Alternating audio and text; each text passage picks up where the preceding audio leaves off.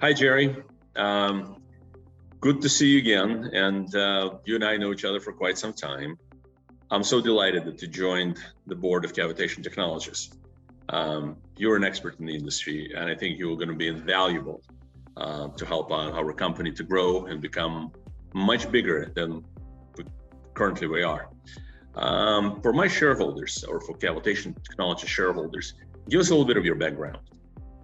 Well, first of all, thank you very much for inviting me on board. I'm pleased at that, and I appreciate all those kind comments. I mean, you only believe half of that stuff, but nevertheless. Well, so that the shareholders understand who I am and where I come from, I guess I'm a Texas oil man. That's kind of the simple way to put it.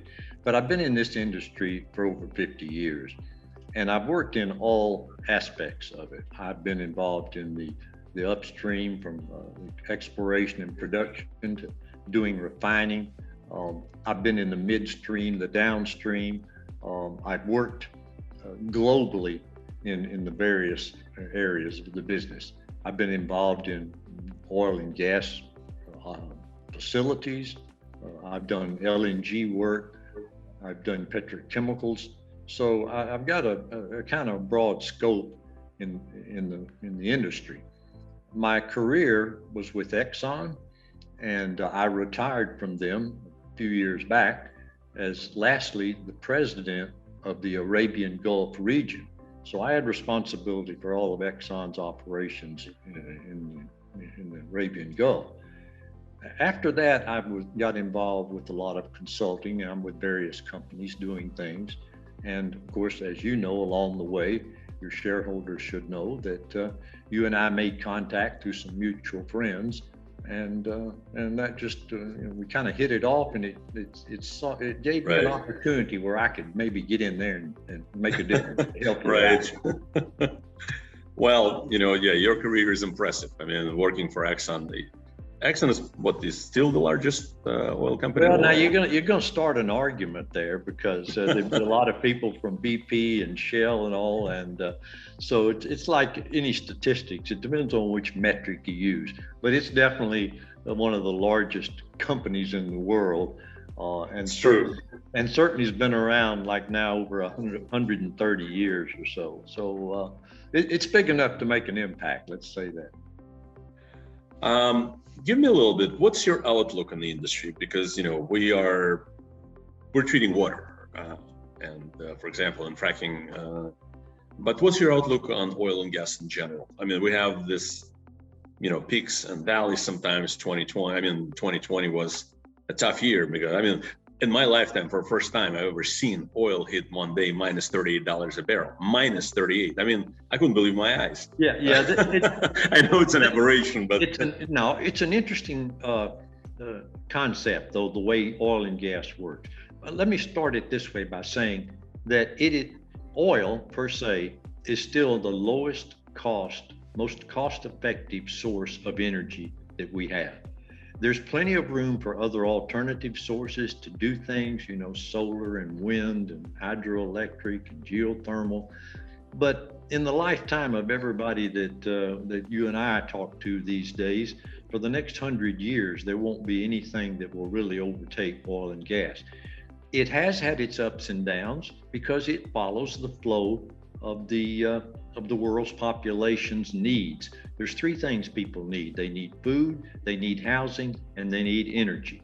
And as the economies fluctuate in different countries and different things happen, the prices of oil and gas track those things. So it can be very low one day, the next month or the next year, it'll be up there $100, But it's not going away. It's a good place to be. Roughly in the United States, 1 out of every 6 persons has either a family member or somebody they know that's involved in the oil and gas business. So that's a lot of people that are into it. A lot of people. It's going to be around, and I think cavitation technology is wise to be a part of that. So since we touched, subject on oil and gas, our technology, we treat produced water, or in fracking, the black gooey water that has smell of sulfur. What's your outlook on the fracking in general? Because again, it's probably as its own segment in oil and gas, because it's just different technologies. What's your outlook in general? Well, again, fracking has been around since 1947, so it's not a new thing. Okay. It just got a lot of attention because, well, there's all kinds of market movers and political things and stuff that we won't go into. Fracking is needed. It's needed because it breaks open a lot of hard rock that allows that oil to flow through, and that requires water. But also, water is needed in the industry because it also lubricates. It helps flow. It helps fluids flow. It helps drill cuttings flow. You're not going to do without water. The problem that's come up more recently is that we need to be more environmentally sensitive of what we do with that water. It's called production flowback. A lot of water ends up down in the earth, then it comes back to the surface, and used to people weren't too concerned about it. But there's two things now. Not only is it environmentally proper and sound that we treat it right, but water is a valuable commodity. I mean, it is getting more scarce everywhere. Indeed. You well know. So you can't just dismiss it or throw it out on the earth or just stick it down in a well somewhere. And that's where cavitation technology has the ability and the skill to make a difference there and help people out. The oil industry, the oil fields, they need a way to manage this business of water. You and I, again, we'll go back a few years, about our company, Cavitation Technologies, because in your lifetime, you've seen many companies, and both related to water treatment and so on. Yeah, indeed. So what intrigues you about cavitation? What do you see in our company? What potential do you anticipate, we may have? Well, I think the one thing that attracted me and sets cavitation apart from others is the way it really works. Most people over the years have tried to come up with all kinds of things to clean up water. They use different slurries. They use algae. They use skimmers of all kinds. They use chemicals that they can maybe make emulsions to drop out the oil, all kinds of stuff. These are all difficult, and they create their own type of spin-off problems. Right. Cavitation is clean. It's an environmentally sound way to do it. For people who don't understand cavitation, that's really a word that a lot of people might be concerned about. It's really a matter of managing a flowing liquid through a tube in such ways that the turbulence that's enforced in those flowing tubes can cause separations of particles and molecules, literally. Right. So if you can run dirty water through a cavitation unit, you don't have to add anything else to it, but it can separate and come out.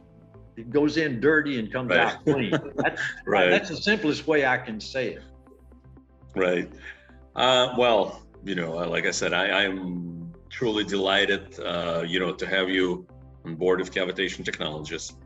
I look forward to continuously working with you on because again, we're involved in fracking in Permian Basin, and we anticipate that treating water may go just beyond fracking industry as well. We are looking at other opportunities, like, for example, desalination for the agriculture, because again, as you've mentioned, water is a scarce supply. It's a resource, but it's becoming limited because many factors. Population is growing.